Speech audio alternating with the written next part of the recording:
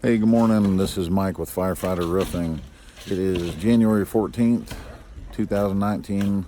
It is a chilly 34 degrees outside.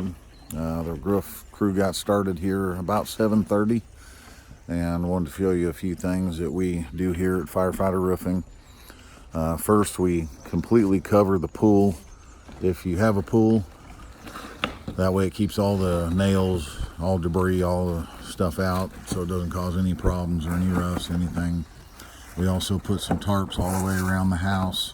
Also helps catch all the debris, nails, makes cleanup a bit easier. You can see the crew up here working on the roof.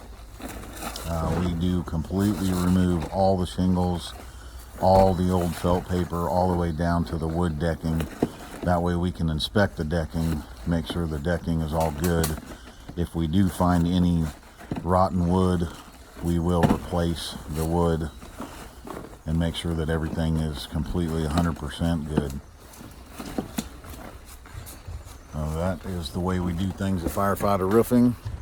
We make sure we take care of you guys, the customer, and take care of the roof.